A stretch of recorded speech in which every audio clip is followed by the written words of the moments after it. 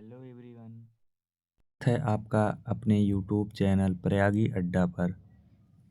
इस online platform पर आपको बेहतरीन तैयारी कराई जा रही है। बहुत अच्छी वैकेंसी है, इस बार सिलेक्शन पक्का लेकर रहो। तो चलिए आगे बढ़ते हैं। यहाँ पर लाए हैं बहुत अच्छा सेशन, बहुत अच्छा एमसीक्यू। तो चलिए एमसीक्यू की तरफ बढ़ते हैं, आगे देखते हैं।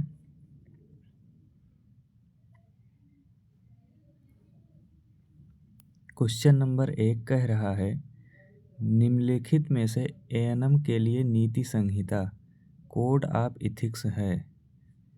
4 ऑप्शन दिया गया है। पहला है रोगी की गोपनीयता बनाए रखना, दूसरा है स्वतंत्र रूप से दवाएं देना, तीसरा है स्वास्थ्य देखभाल करना, चौथा है रोगी के लिए उनकी इच्छा पर निर्णय लेना। देखिए, जो एएनएम के लिए नीति संहिता होती है, रोगी के लिए उनकी इच्छा पर निर्णय लेना है, ये तो हो ही नहीं सकता कि रोगी की इच्छा पर निर्णय लिया जाए। स्वतंत्र रूप से दवाएं देना, ये भी नहीं हो सकता। स्वास्थ्य देखभाल करना, ये भी नहीं हो सकता। तो ऑप्शन ए, रोगी की गोपनीयता को बनाए रखना, ये करेक्ट ऑप्शन है। आगे बढ़ते हैं। अगला क्वेश्चन कह रहा है, निम्नलिखित में से किसको आधुनिक नर्सिंग पद्धति की संस्थापक माना जाता है? Florence Nightingale, Rita Mahalakshmi, sister Karen, इनमें से कोई नहीं। तो इसमें जो है आधुनिक नर्सिंग पद्धति के संस्थापक जो है फ्लोरेंस नाइटिंगेल को माना जाता है। देखिए, फ्लोरेंस नाइटिंगेल एक ब्रिटिश नर्स और समाज सुधारक थी। इन्हें आधुनिक नर्सिंग की संस्थापक माना जाता है। इनका जन्म 12 मई 1880 को इटली के फ्लोरेंस शहर में हुआ था। उनका नाम उनके जन्म के शहर के नाम पर ही रखा गया था। चलिए आगे बढ़ते हैं। अगला क्वेश्चन कह रहा है, लंदन के सेंट थॉमस अस्पताल में 1860 में नाइटिंगेल स्कूल ऑफ नर्सिंग की स्थापना किसने की थी? 4 ऑप्शन है, जिकावा grids, Florence nightingales, जैसिकोल, Mother Teresa. तो इसमें ऑप्शन बी सही हो जाएगा, फ्लोरेंस नाइटिंगेल। आगे बढ़ते हैं। अमेरिकन नर्स एसोसिएशन ANA एक राष्ट्रीय पेशेवर नर्सिंग संगठन है जिसकी स्थापना ... में हुई थी। मतलब पूछा है कि ANA एक राष्ट्रीय पेशेवर नर्सिंग संगठन है जिसकी स्थापना कब हुई थी? तो इसकी स्थापना हुई थी 1896 में। आगे बढ़ते हैं। अगला क्वेश्चन, नोट्स ऑन नर्सिंग नामक पुस्तक किसने लिखी? 4 ऑप्शन है, Mary Seacole, Mother Teresa, Mary लेवस, फ्लोरेंस नाइटिंगेल। तो यह पुस्तक जो है फ्लोरेंस नाइटिंगेल द्वारा लिखी गई। अगला क्वेश्चन है, अंतर्राष्ट्रीय नर्स दिवस हर साल कब मनाया जाता है? देखिए, फ्लोरेंस नाइटिंगेल का जन्म 12 मई को हुआ था। उन्हीं के जन्म दिवस पर ही अंतर्राष्ट्रीय नर्स दिवस मनाया जाता है। तो ऑप्शन ए सही हो जाएगा। अगला क्वेश्चन, अंतर्राष्ट्रीय नर्स दिवस को मनाने की घोषणा international council of nurses ICN ने किस वर्ष की थी? तो यह जो है 1974 में की थी। अगला क्वेश्चन, अंतर्राष्ट्रीय नर्स दिवस 2024 की थीम क्या थी? 4 ऑप्शन दिया गया है। ए है, हमारी नर्सें हमारा भविष्य, देखभाल की आर्थिक शक्ति। बी है, हमारी नर्सें हमारा भविष्य। सी है, नर्सिंग में निवेश करना, एक लचीला उच्च योग्य नर्सिंग कार्यबल बनाना और नर्सों के अधिकारों की रक्षा करना। चौथा ऑप्शन है, इनमें से कोई नहीं। तो इस बार 2024 की जो थीम थी, हमारी नर्सें हमारा भविष्य, देखभाल की आर्थिक स्थिति, यानी ऑप्शन ए सही है। अगला क्वेश्चन, फ्लोरेंस नाइटिंगेल का जन्म ... को हुआ था, मतलब पूछा कब हुआ था। अभी हमने बताया कि फ्लोरेंस नाइटिंगेल का जन्म 12 मई 1820 ईस्वी को हुआ था। ये एक ब्रिटिश नर्स थी व समाज सुधारक थी। इनका जन्म इटली के फ्लोरेंस शहर में हुआ था।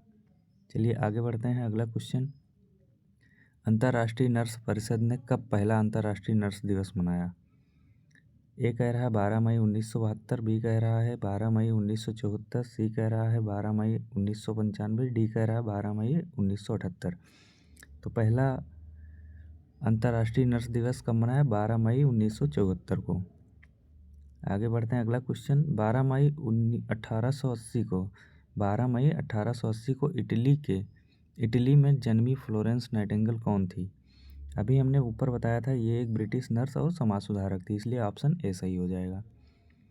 अगला क्वेश्चन है, लेडी विथ द लैम्प किसे कहा जाता है? Florence Nightingale, Mary Jane Seacole, Callan sister, इनमें से कोई नहीं।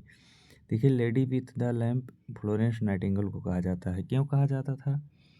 क्योंकि ये अस्पताल में एक लैंप लेकर मरीजों के बीच, जो बेड लगे होते थे, बेड के बीच में लैंप लेकर घूमती थी और मरीजों की देखभाल करती थी, इसलिए इनको लेडी विद द लैंप कहा जाता है।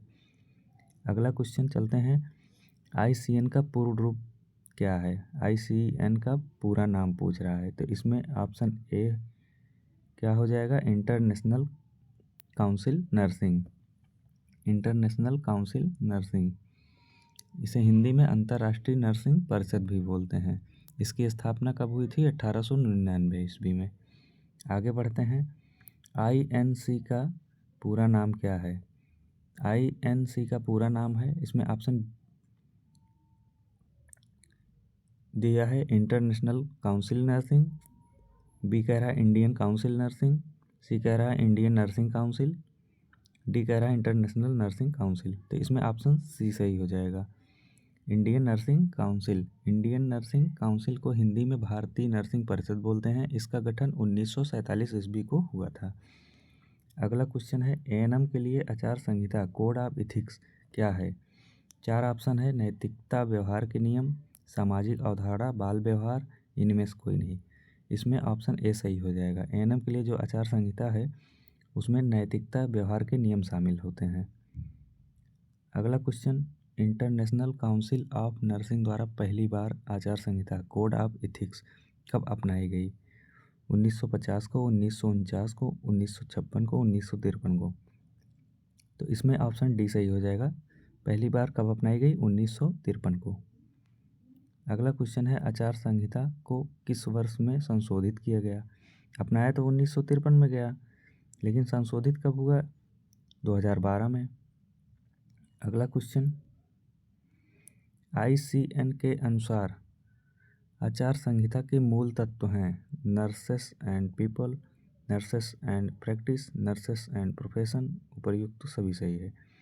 तो ICN के अनुसार जो आचार संहिता का मूल तत्व होता है ये तीनों सही है, अर्थात ऑप्शन डी उपर्युक्त सभी सही है। क्वेश्चन नंबर अगला कह रहा है, भारतीय नर्सिंग परिषद INC भारत सरकार स्वास्थ्य एवं परिवार कल्याण मंत्रालय के अधीन एक स्वायत्त निकाय है जिसका गठन किया गया था। कब किया गया था और कैसे किया गया था?